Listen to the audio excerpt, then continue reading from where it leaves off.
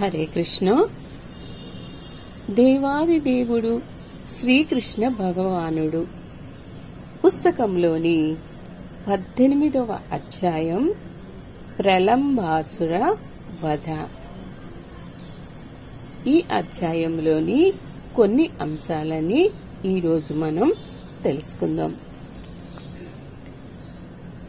ఘోరమైన అగ్నిని శమింపజేసిన తర్వాత శ్రీకృష్ణుడు బంధుమిత్ర గో వృషభ వత్సాలతో కలిసి మిత్రులతో మాట్లాడుతూ సదా ఆవులతో నిండి ఉండే బృందావనంలోకి ప్రవేశిస్తాడు. కృష్ణ బలరాములు గోపగోపికల మధ్య ఆనందంగా విహరిస్తుండగా క్రమంగా గ్రీష్మ ఋతువు వచ్చింది. భారతదేశంలో అతివేడి కారణంగా ఎండాకాలాన్ని ఎవ్వరూ మెచ్చుకోరు. కానీ బృందావనంలో వేసవి కాలం కూడా వసంత ఋతువులాగా ఉండటం వలన కారణంగా అందరూ కూడా దానికి ప్రసన్నులవుతారు. బ్రహ్మ రుద్రులకైనా కూడా కృష్ణ బలరాములు అక్కడ ఉండటం వలన అది సాధ్యపడుతుంది. బృందావనంలో ఎన్నో జలపాతాలు ఉండేవి. ఆ జలపాతాలు మధురమైన ధ్వని, కీచురాళ్ల శబ్దాన్ని కప్పివేసేది. నీరు సర్వత్రా ప్రవహించే కారణంగా వనమంతా కూడా సర్వదా ఎప్పుడూ కూడా పచ్చగాను సుందరంగాను కనిపించేది. సూర్యతాపం చేత గాని గ్రీష్మకాల అధిక ఉష్ణోగ్రత వలన గాని బృందావన వాసులు ఏనాడు కూడా కలత చెందలేదు. బృందావనంలోని సరోవరాలు పచ్చగడ్డితో చక్కగా ఉండేవి. నానా రకాలైన పద్మాలు సరోవరాల్లో వికసించి ఉండేవి. అక్కడ వీచే వాయువు ఆ పుష్పపు పొడిని కూడి వీచేది. యమునా తరంగాల నుండి, సరోవరాల నుండి, జలపాతాల నుండి వచ్చే నీటి తుంపరులు తమ దేహాన్ని తాకగానే బృందావన వాసులు చల్లదనాన్ని అనుభవించేవారు. కనుక వాళ్ళకి గ్రీష్మ ఋతువు ప్రభావం అసలు తెలియనే తెలీదు. బృందావనం ఒక రమ్యమైన స్థానం. అక్కడ పుష్పాలు ఎల్లప్పుడూ కూడా వికసించి ఉంటాయి.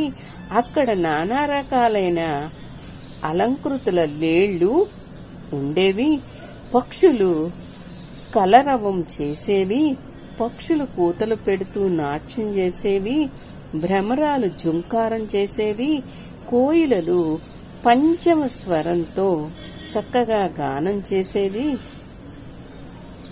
ఆనందనిధి అయిన శ్రీకృష్ణుడు అగ్రజుడైన బలరామునితో ఇతర గోపబాలులతోనూ గోవులతోనూ ఆ వాతావరణంలో ఆనందించాలనే ఉద్దేశంతో వేణువు ఊదుతూ రమ్యమైన బృందావన అరణ్యంలోకి ప్రవేశించాడు. నెమలి పింఛాలను పోలిన పుష్పాలు కలిగిన చెట్లు చిగురుటాకులను తాకుతూ వాళ్లు నడిచారంట. వాళ్ళంతా కూడా పుష్పమాలను ధరించి వర్ణమయ ధాతు బట్టలచే అలంకరణ చేసుకుని ఉన్నారు. ఒకప్పుడు నాట్యం చేస్తూ, ఒక్కొక్కసారి గానం చేస్తూ, ఇంకొకప్పుడు ఒకళ్ళతో ఒకళ్ళు యుద్ధం చేసుకుంటూ వెళ్లేవారంట. మామూలుగా చిన్నపిల్లలు కలిసి వెళ్ళినప్పుడు ఒక్కొక్కసారి మాట్లాడుకుంటూ ఉంటారు, ఒక్కొక్కసారి పోట్లాడుకుంటూ ఉంటారు. అలాగే వీళ్లు కూడా అన్నమాట. శ్రీకృష్ణుడు నృత్యం చేసినప్పుడు కొందరు గోపబాలురు గానం చేస్తుండగా ఇంకొందరు వేణువులు ఊదారు. కొందరు కొమ్మలని ఊదగా ఇంకొందరు చప్పట్లు కొడుతూ కృష్ణ నీవు చక్కగా నృత్యం చేస్తున్నావు అని ప్రశంసిస్తున్నారు. నిజానికి ఈ బాలురంతా కూడా శ్రీకృష్ణుని యొక్క లీలలలో సహాయపడటానికి ఉన్నత లోకాల నుండి అవతరించినటువంటి దేవతలు. గోపబాలుర వేషాల్లో ఉన్నట్టి దేవతలు ఒక కళాకారుడు ఇంకొకరిని పొగడ్తతో ప్రోత్సహించే విధంగా శ్రీకృష్ణుని ప్రోత్సహిస్తున్నారు. ఆ సమయం వరకు బలరామునికి గాని శ్రీకృష్ణునికి గాని పుట్టు వెంట్రుకలు తీసే కార్యం ఇంకా జరగలేదు. అందువలన వాళ్ల జుట్టు చింతకాయలులాగా జడలు కట్టి ఉండేదట. మనకి కూడా చూడండి, చిన్న పిల్లలకి పుట్టెంట్రుకలు తీయపోతే చింతకాయలు లాగా అట్టల్లాగా కట్టేస్తూ ఉంటుంది. అలాగే కృష్ణుడు బలరాముడికి కూడా జుట్టు చింతకాయలు కట్టేసిందంట. వాళ్ళెప్పుడూ కూడా తమ మిత్రులతో దాగుడు మూతలు ఆడుతూ లేదా వాళ్లతో దుముకుతూ యుద్ధం చేస్తూ ఉండేవారట. ఒక్కొక్కప్పుడు మిత్రులు గానం చేస్తూ నృత్యం చేస్తున్నప్పుడు శ్రీకృష్ణుడు వాళ్లతో, మిత్రులారా, మీరు చక్కగా నాట్యం చేస్తూ గానం చేస్తున్నారు అని కృష్ణుడు వాళ్ళని ప్రశంసించేవాడు. బాలురందరూ కూడా ఒకప్పుడు మారేడు పండ్లతోనూ లేదా ఉసిరికాయలతోనూ బంతులాట ఆడుకునేవారు. ఒక్కొక్కప్పుడు వాళ్ళు ఒకరినొకరు తాకడం లేదా కళ్ళకి గంతలు కట్టుకుని పట్టుకోవడం అలాంటి ఆటలు ఆడుకునేవారు. ఇంకొకప్పుడు వాళ్ళు అడవిలేళ్లను ఇతర పక్షులని అనుకరించేవారు. కప్పల బెకబెకలను అనుకరిస్తూ వాళ్ళు ఒకరితోనొకళ్ళు పరిహాసాలు చేసుకుని నవ్వుకునేవాళ్లు. చెట్లకి ఉయ్యాలలు కట్టుకుని ఆనందంగా ఊగేవారు. ఇంకొకప్పుడు రాజు ప్రజల పాత్ర పోషణలో వాళ్ళు ఆడుకునేవారు. ఈ రకంగా కృష్ణ బలరాములు తమ మిత్రులతో కలిసి నానా రకాలైన ఆటలను ఆడుకుంటూ నదులు, పర్వతాలు, సరస్సులు, చక్కని వృక్షాలు, ఫలపుష్పభరితమైన అద్భుతమైన పూతోటలలో కూడిన బృందావన ఆహ్లాదకర వాతావరణంలో విహరించసాగారు. ఒకసారి ఈ బాలురందరూ తమ ఆటలలో మునిగి ఉన్నప్పుడు ప్రలంబాసురుడు అనే రాక్షసుడు బలరామకృష్ణుణ్ణి ఎత్తుకుపోవాలనే కోరికతో వాళ్ల మధ్యలో చేరతాడు. శ్రీకృష్ణుడు గోపబాలుని పాత్ర పోషణ చేస్తున్నప్పటికీ దేవాది దేవునిగా అతనికి భూత భవిష్యత్ వర్తమానాలు అన్నీ కూడా బాగా తెలుసు. ఎవరికి? రాక్షసునికి. అందుకే ప్రలంబాసురుడు తమ బృందంలో ప్రవేశించగానే వాడిని ఎలా సంహరించాలి అని ఆలోచించడం మొదలు పెడతాడు శ్రీకృష్ణుడు. అయినా బయటకు మాత్రం వానిని మిత్రునిగా పలకరిస్తూ, మిత్రమా, మా ఆటలలో పాలు పంచుకోవడానికి నువ్వు రావడం చాలా బాగుంది అని అంటాడు శ్రీకృష్ణుడు.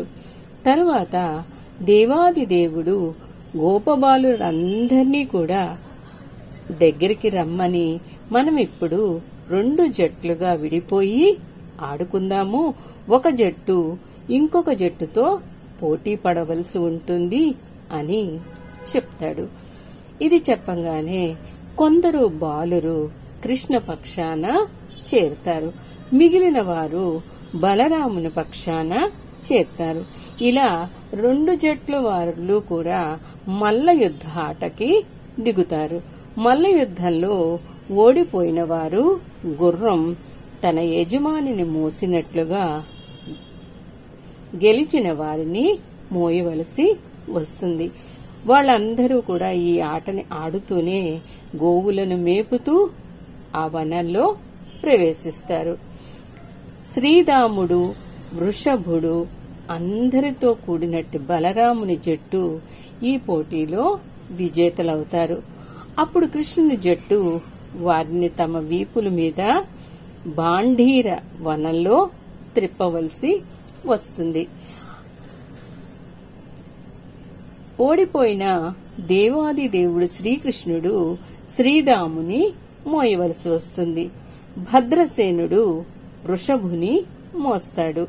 గోపబాలుని వేషంలో ఉన్న ప్రలంబాసురుడు ఆ ఆటను అనుకరిస్తూ బలరాముని తన వీపు మీద మోస్తాడు. ప్రలంబాసురుడు మహాదానవుడు. గోపబాలులందరిలోనూ శ్రీకృష్ణుడే మహాశక్తిశాలి అని అసురుడు అంచనా వేస్తాడు. శ్రీకృష్ణుడు తప్పించుకోవడానికి ప్రలంబాసురుడు బలరాముని దూరంగా తీసుకుని వెళ్లిపోతాడు. ఆ అసురుడు నిస్సందేశంగా మహాబలవంతుడు, శక్తిమంతుడు. అయినా వాడిప్పుడు పర్వతాన్ని పోలిన బలరాముణ్ణి మోస్తున్నాడు. అందువలన ఆ రాక్షసుడు బరువును మోయలేక నిజస్వరూపాన్ని ధరిస్తాడు. నిజ రూపంలో వాడు బంగారు కిరీటాన్ని ధరించి ఉంటాడు, కుండలాలు ధరించి ఉంటాడు. ఆ రాక్షసుడు మహాకాయం ఎలా ఉందంట, మేఘాలను తాకుతున్నట్లుగా, వాని నేత్రాలు మండుతున్న అగ్నిలాగా ప్రకాశిస్తున్నట్లుగా, వాడి నోరు పదునైన దంతాలతో ఉన్నట్లుగా బలరాముడు గమనిస్తాడు. ఆదిలోనే అతడు ఆ అసుర రూపాన్ని చూసి కొంచెం విస్మయం చెందుతాడు, అంటే ఆశ్చర్యానికి గురి అవుతాడు. ఇదేమిటి, అకస్మాత్తుగా ఈ వాహనుడు పూర్తిగా ఇలా మారిపోయాడు అని అతడు ఆశ్చర్యానికి లోనవుతాడు బలరాముడు. కాని వెంటనే తనను చంపే ఉద్దేశంతో అసురుడు దూరంగా తీసుకుని పోతున్నాడని బలరాముడు అర్థం చేసుకుంటాడు. వెంటనే అతడు స్వర్గరాజు వజ్రాయుధంతో పర్వతాన్ని కొట్టిన విధంగా తన బలమైన పిడికిలతో ఆ రాక్షసుని శిరస్సు మీద కొడతాడు బలరాముడు. బలరాముని యొక్క పిడికిలి పోటుకి అసురుడు తలపగిన పాములాగా విగత జీవుడై క్రిందపడి నోటి నుండి రక్తం కక్కుకుంటాడు. నేల రాలుతున్నప్పుడు ప్రలంబాసుడు గొప్ప ధ్వని చేస్తాడు. ఇంద్రుని యొక్క వజ్రాయుధ ఘాతానికి మహాపర్వతం పడినట్లుగా ఆ శబ్దం తోస్తుంది. బాలురందరూ కూడా ఆ ప్రదేశానికి ఆ శబ్దం విని పరిగెత్తుకుంటూ వెళ్తారు.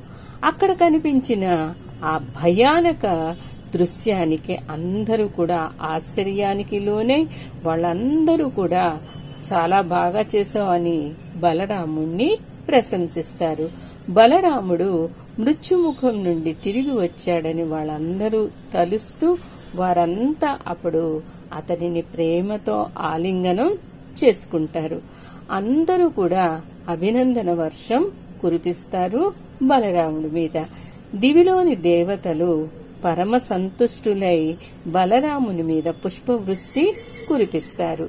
ప్రలంబాసును వంటి మహాదానవుని వధించినందుకు వాళ్ళందరూ కూడా బలరాముని స్తుతించి అభినందనలు కూడా తెలియచేస్తారు దేవతలు. ఇది ప్రలంబాసుర వధలోని అంశాలన్నమాట. ఇప్పటి వరకు మనం చెప్పుకున్న అంశాలు. ఇంతటితో ఈ అధ్యాయాన్ని పూర్తి చేసుకున్నాం. రేపటి రోజున